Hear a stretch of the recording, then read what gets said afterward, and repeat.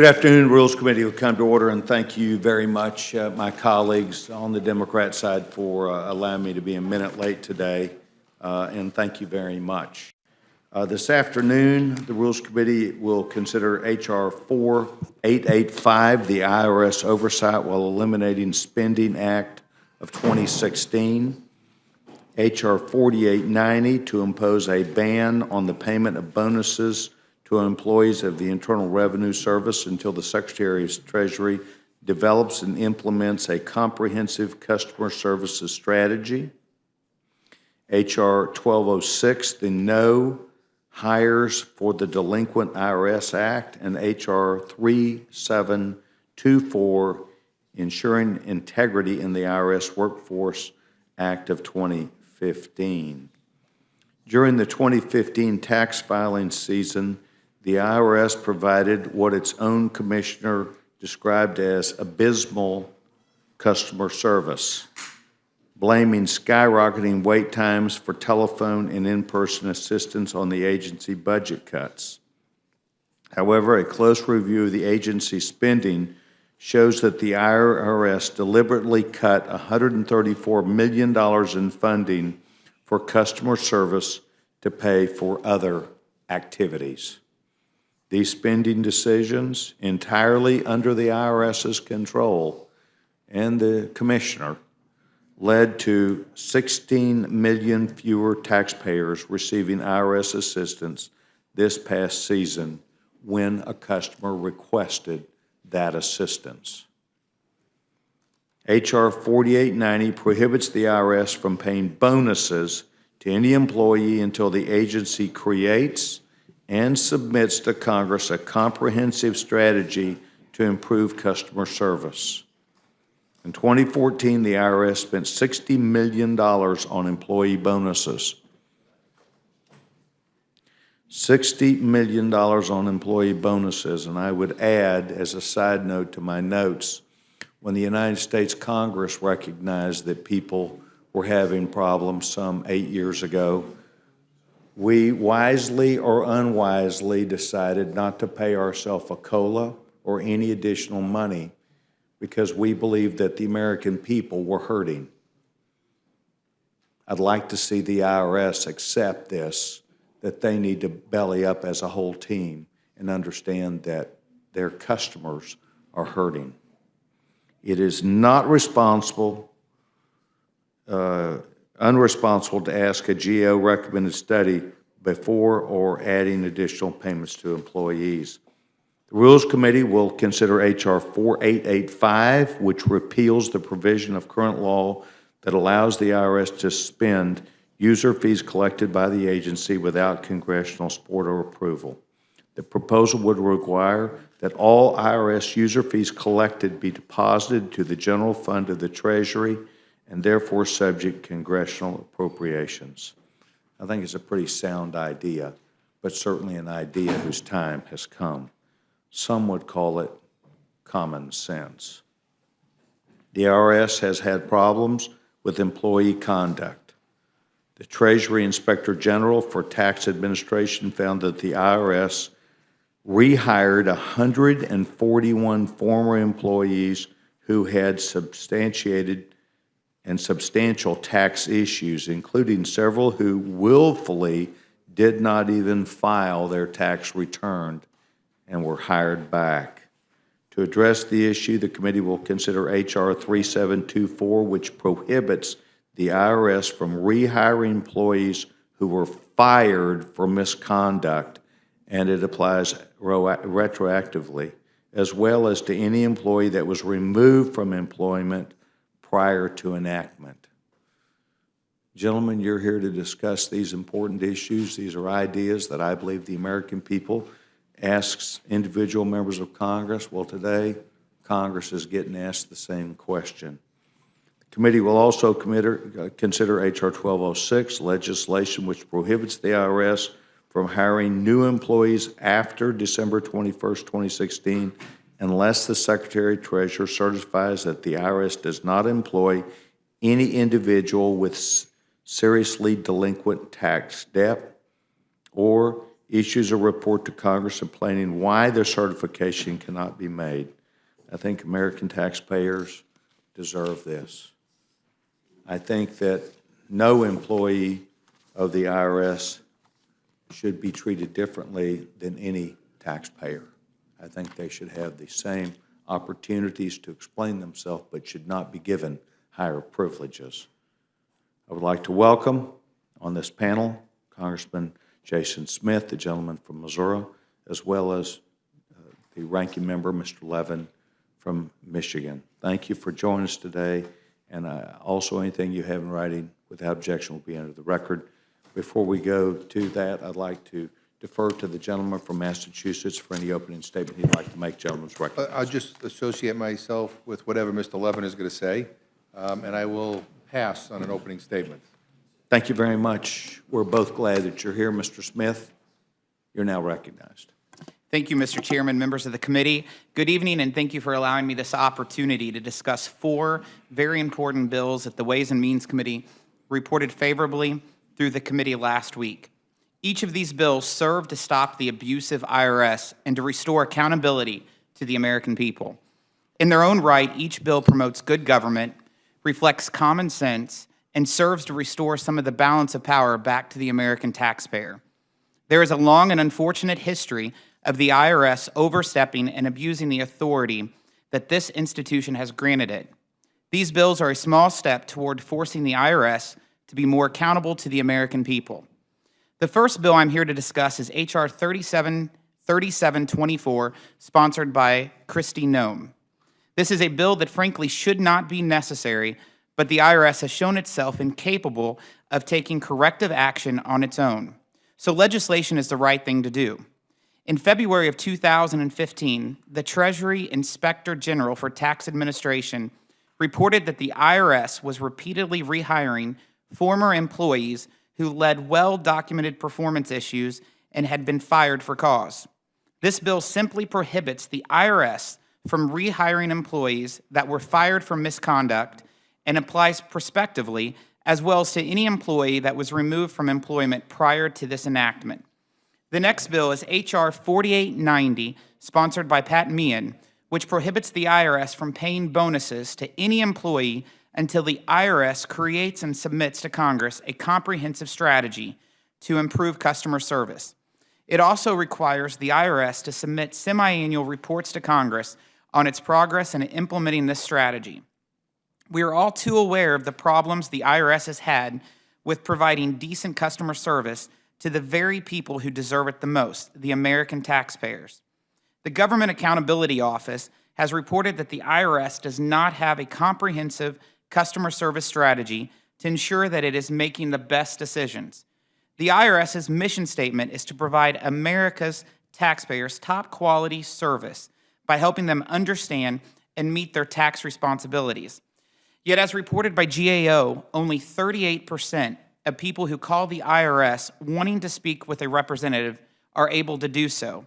No business would be permitted to run this way, and the IRS shouldn't either. The third bill is H.R. 4885, a bill I'm proud of, which repeals a provision of current law that allows the IRS to spend user fees collected by the agency without congressional approval or appropriation. This is a common sense limitation on the IRS's discretion and requires the user fees collected by the IRS to be deposited into the general fund of the Department of the Treasury, therefore subjecting it to congressional appropriation. This is a simple restriction on the expenditure of funds that is in place throughout the government. There is a history here that when the IRS has discretion, the agency uses that discretion in ways that harm the taxpayer. For example, in FY 2014, the IRS spent $183 million in user fees on taxpayer services, which was 44% of the user fee account.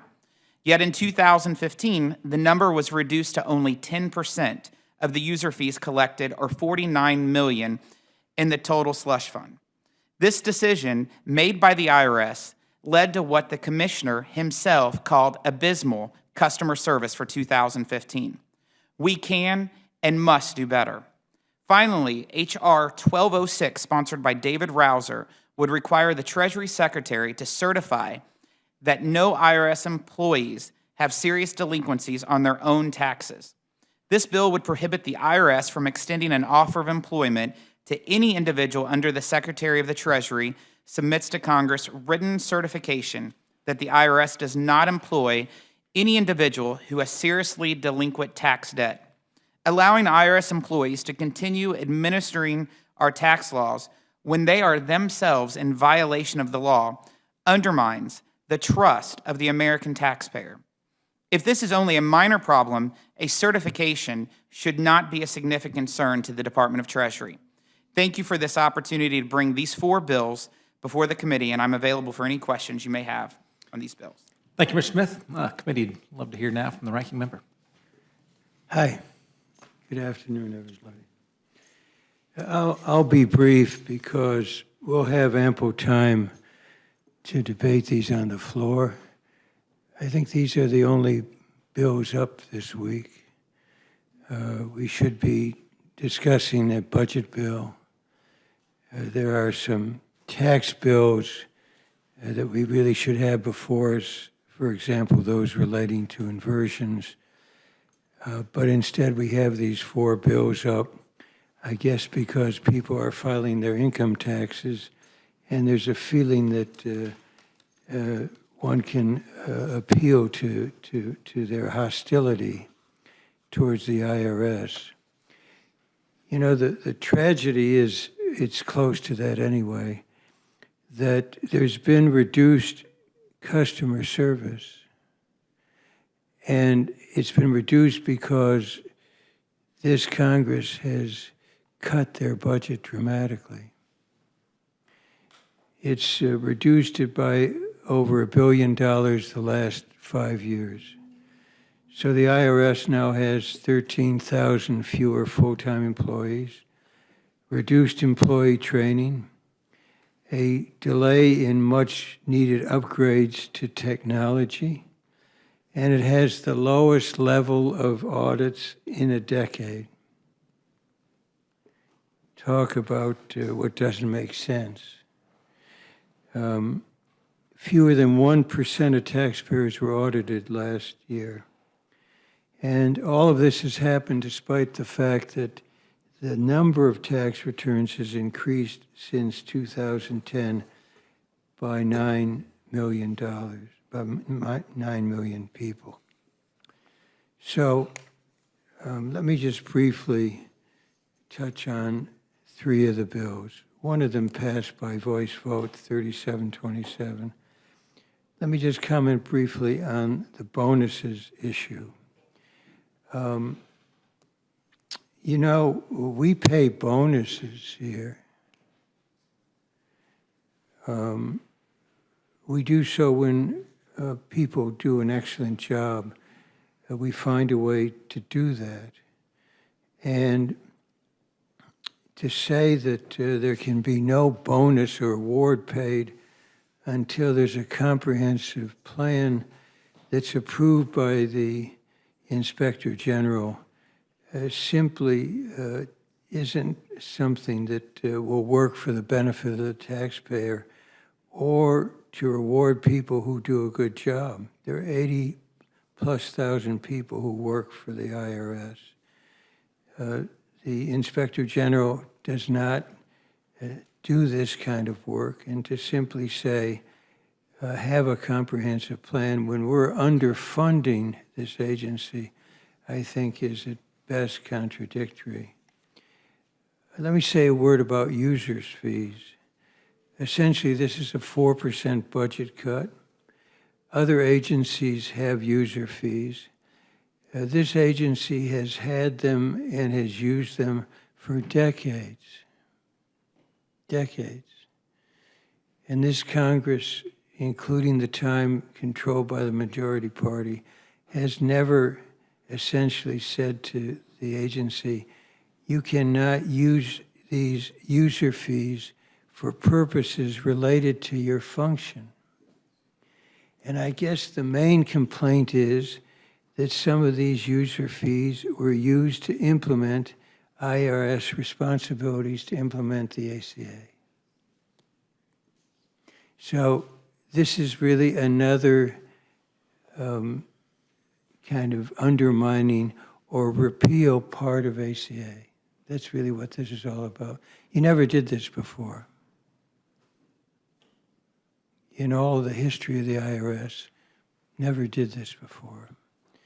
So this is an effort to cover up what is really at play here. And then, as to no new hires, no offer employment until there's a written certification that anybody with a seriously delinquent tax debt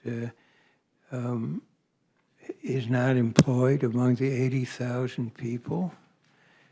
You know, in terms of the employment roles of people in this government who have a delinquency, the IRS has one of the strongest records. It has a much better record than this Congress, which has 3 times as many people involved in this problem as the IRS. So we'll debate these bills on the floor. I think this is an effort to essentially respond to taxpayer payments this week, but in a way that I think shortchanges the taxpayers. It is true customer service has been terrible, and the people who have been responsible for this in substantial measure are the people who are bringing these bills to the floor. You cut the budget, and then you complain service is poor. I suppose what we should do is cut the budgets for our people back home who answer the telephone, who answer inquiries, who provide service to our constituents, to cut the monies for those purposes and then blame somebody else besides those of us who cut these services. So this is really a very harmful and contradictory exercise. And I'll leave it at that, and we'll have the debate on the floor. I wish we could do something better this week than to bring up these bills that aren't going anywhere. The Senate won't take these bills up. Instead, we should be working on bills that really relate to major issues before this Congress and before this country. Instead, we're filling a vacuum here created by those who are bringing these bills up. So I deeply regret it, and I'll yield back the balance of my time. I'll be glad to answer any questions. I have been called to a leadership meeting in about 10 minutes, and I would appreciate your allowing me to attend it. Thank you. Thank you, Mr. Levin. And I'll keep my questioning brief if you'll stipulate that what I'm saying is true. I'll wait to hear it. I understand the political point that you're making, that if only we give folks more money, they would provide better service. I believe you had been on the Ways and Means Committee for 5 years in 1988 when Money Magazine did the first study on IRS answers on the customer service line that I saw in my life. I was 18 at the time. And Money Magazine reported that 43% of the answers that were handed out by IRS employees were incorrect. Now, it was Democratic Chairman Dan Rostenkowski running the Ways and Means Committee at that time. It was a Democratic member running the Appropriations Committee at that time. In fact, no Republican had controlled this institution for decades at that time, so I assume that the IRS was appropriately funded at that time, and yet service was abysmal 3 decades ago and has remained abysmal for 3 decades. To suggest that that abysmal service is a function of budget cuts, I believe misses the point entirely. Abysmal service perhaps is the result of poor tax policy, and I would stipulate that so many employees at the IRS are doing the very best they can with the mess that they have been given to work with, and there's no one who can fix that mess but those of us who sit here on this panel and those who sit on your panel. But the reason we're talking about this week is because everybody back home is talking about this week. The shame is not that we're bringing up IRS accountability bills the week of tax week. The shame is that we didn't do it the week before, or the week before, or the week before, or the week before. The calendar is hard to get on, Mr. Smith, but I'm grateful to you for representing these bills now. And if we don't handle these now, I'm not sure when we come back and do it again. 1988 was the first time I heard of this challenge, and there has not been a positive Inspector General report or GAO report produced since that time. And whether you're a Republican or a Democrat, you have to believe that's unacceptable. I shall respond very quickly. We provided an additional $290 million to IRS as part of our last action, and service improved. So you're essentially taking a slug at 80-some thousand people who work hard. And essentially, when you take $1 billion away from an agency, when their workload increases and service diminishes, you point a finger at them instead of yourselves. To be fair, I'm pointing the finger squarely at you and Mr. Smith and at me and the rest of the 435 members of this body. The fault of the United States tax code lies with us, and as you know, I've introduced an alternative. I'd love to have your support on it. But make no mistake, the fault of a poor tax code lies here. The ability to answer the phone when someone calls. Let me ask Mr. Smith, when you were talking about folks picking up the phone, you weren't even talking about wrong answers, as I was talking about. You're talking about folks answering the phone, period. Yeah, GAO was the one who said that 38% of the folks that call in never even get to talk to a live person. I don't. That's true. I don't go after the 80,000 men and women who serve in the IRS. It is an awful job, and I wouldn't want it. I do go after folks who do that job and don't do it with the dignity that job requires. And while we're working on customer service bills here too, we're also working on folks who've been fired for cause. I'd be interested to know if in a down economy, folks had not been able to find talented folks, that you have to go back out and rehire the folks that you fired for cause earlier. I think those are all legitimate questions, not dealing at all with the 80,000 talented men and women who serve there, but the bad apples who give it a bad name, as folks across America are making clear this week. Yeah, but I know you're in a rush, Mr. Levin. I don't want to belabor that point. That bill wasn't a matter of dispute. It's the other three that were. And look, we should have a tax bill. If you don't like tax policy, why not bring up a tax reform bill this week? I would recommend Bob Goodlatte's H.R. 27 to the gentleman, the Tax Code Termination Act, that says perhaps we haven't all unified around a replacement bill this week, though I wish that we had. Perhaps we haven't, but perhaps if we identify a date certain, that will move us both in that direction. Of course, H.R. 25 will be the agreed upon answer when we arrive at that point. Dr. Burgess. Thank you, Mr. Chairman. Appreciate both of you being here this evening. Mr. Smith, I especially appreciate 4885. I think that's your bill, is that correct?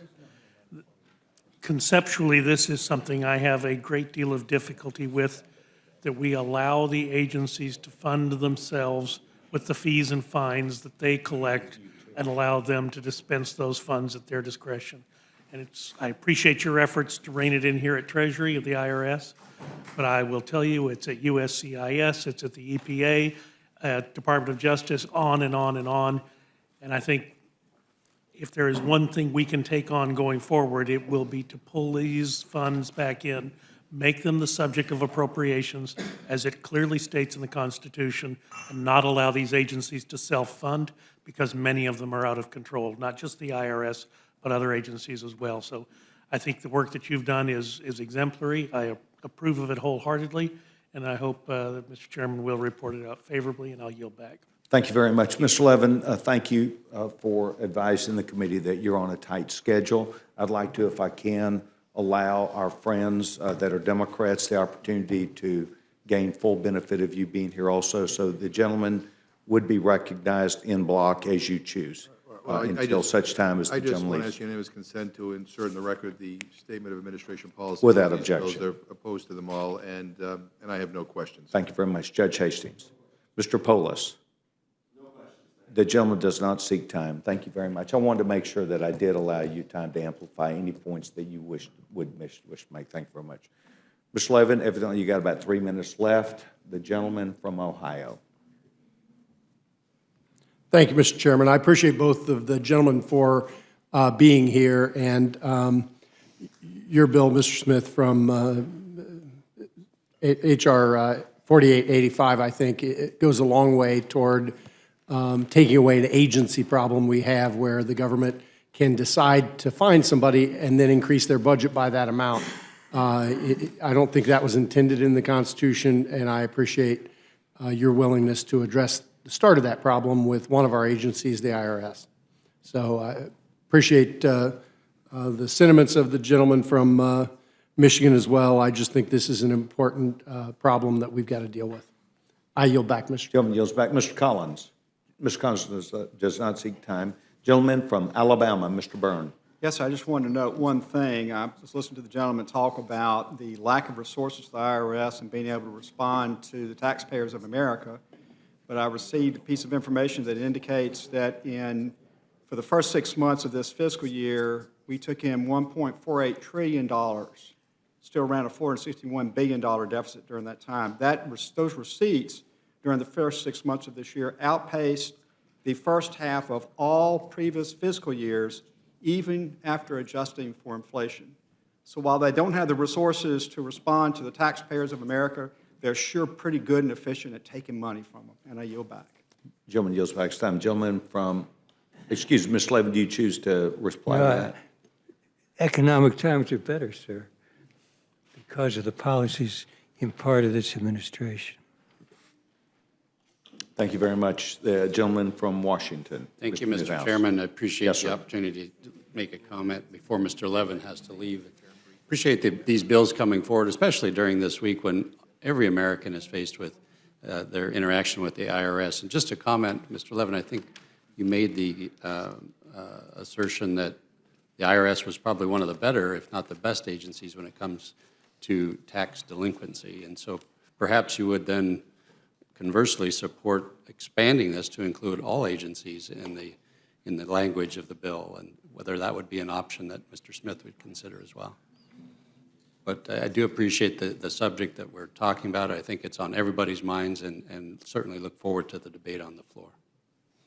Thank you, Mr. Chairman. Gentleman yields back his time. Mr. Levin, I want to thank you and Mr. Smith for being here. I did not have a chance to speak with each of you, but I will do that now. I will tell you that the Internal Revenue Service in Dallas, Texas, who I have maintained a relationship with, I find that the work that they do is most important on behalf of the taxpayer. Sometimes it's difficult with taxpayers. They approached me several weeks ago to come visit my office. They did not show. We called them, and they said they would rearrange another time to come back. I'll just take them at their word. It's not every day is always good to me either. But I would tell you that I would encourage on either side, the people that deal with the IRS, I would encourage them to forthrightly open themselves up to members of Congress. Maybe they couldn't make my meeting, that's fine. I'm open to hearing from them. I'm open not to have a meeting where we talk about anything other than their problems. I don't want to get into their personal beefs or whatever with policy, but I am into running the business. I have run an operation in my prior life, 500 or 600 employees that offered customer service. And it is important that you be able to have employees that understand what they're doing, give good service, and that people who are your customers have confidence. So I'm for them getting there. I do not want to see them fail. but I am interested in activities internal to the IRS, and I think this is what you're trying to do, Mr. Smith, what you might call common sense activities of getting closer to where the people view, the American people view, they're trying to offer better service. They're making strides to do that. And I would hope that on a bipartisan basis, anyone would meet with the IRS and encourage them. So if you meet with the IRS, I do. But I think your advice is good. I like the advice because I want them to feel like we're open to them also. We need them to do a job, and the American people need that too. So, listen, thank you very much for being here. Mr. Smith, for your time. If you'll please make sure you leave all your information that you brought in writing for our awesome stenographer. It will help her out a lot. Thank you very much. Perhaps it's been mentioned, I'm sorry I was out of the room, but the gentleman from North Carolina, Congressman Rouser, who is not here to testify, but is a sponsor of H.R. 1206, and it was talked about today. And David, I want to thank you for taking time to come see your second favorite committee at work. Perhaps your favorite member, Virginia Fox, Vice Chairman of the committee, enjoys the attention also. Okay, we are now open to hearing any other member that would choose to talk with us about H.R. 1206, H.R. 3724, H.R. 4885, or H.R. 4890.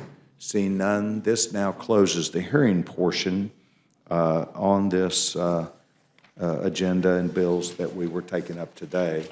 And I will tell you that I'm waiting for the door to open and for the crack staff of the Rules Committee to bring in the the motion at this time. And so don't do that, Jim, because, you know, occasionally it takes a little bit longer, but I would see that they have just now walked in, gentlemen from Colorado. I would suggest that if they were open rules, they might go a little bit faster to be drafted. If they are open rules on the IRS, brother, we will be here for several years. But what a great chance for members to offer their ideas, as the gentleman from Georgia said, about how we can restructure our tax code. Yes, yes. Thank you very much. We'll now, yes, sir. I do wish, I had a couple of amendments. And I just ask unanimous consent that my statements regarding same be made a part of the record. Without objection, and thank you very much, Judge. They are now passing out the rule and the motion, and the gentlewoman from North Carolina is recognized for the purpose of a motion. Mr. Chairman, I move the committee grant H.R. 1206, the no hires for the Delinquent IRS Act, a structured rule. The rule provides 1 hour debate equally divided and controlled by the chair and ranking minority member of the Committee on Ways and Means. The rule waives all points of order against consideration of the bill. The rule provides in an amendment in the nature of a substitute consisting of the text of Rules Committee print 1-4 shall be considered. The rule waives all points of order against provisions in the bill as amended. The rule makes an order only the further amendment printed in the Rules Committee report, if offered by the member designated in the report, which shall be considered as read, shall be debatable for the time specified in the report, equally divided and controlled by the proponent and an opponent, shall not be subject to amendment, shall not be subject to a demand for division of the question. The rule waives all points of order against the amendment printed in the report. The rule provides one motion to recommit with or without instructions. Section 2 of the rule provides for consideration of H.R. 4885, the IRS oversight while eliminating Spending Act of 2016 under a closed rule. The rule provides 1 hour debate equally divided and controlled by the chair and ranking minority member of the Committee on Ways and Means. The rule waives all points of order against consideration of the bill. The rule provides that an amendment in the nature of a substitute consisting of the text of Rules Committee print 114-50 shall be considered as adopted, and the bill as amended shall be considered as read. The rule waives all points of order against provisions in the bill as amended. Finally, the rule provides one motion to recommit with or without instructions. Thank you very much. You've heard the motion from the gentlewoman from Grandfather Community. Is there amendment to that or discussion? Yeah, Mr. Chairman. Gentleman's recognized. I have an amendment to the rule. I move the committee grant H.R. 1206 and H.R. 4885, each an open rule, so that all members have the opportunity to offer amendments to the bills on the floor.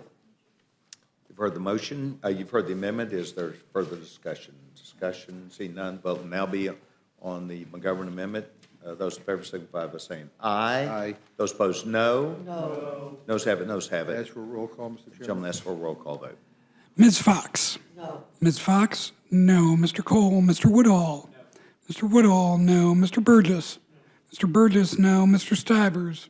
Mr. Stivers? No. Mr. Collins? Mr. Collins? No. Mr. Byrne?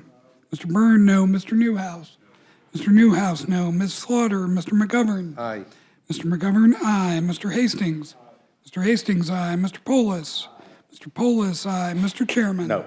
Mr. Chairman? No. Clerk will report the total. 3 yeas, 8 nays. Amendment's not agreed to. Further amendment or discussion? Seeing none, vote will now be on the amendment, the motion from the gentleman from North Carolina. Those in favor signify by saying aye. Aye. Those opposed, no. No. Ayes have it, ayes have it.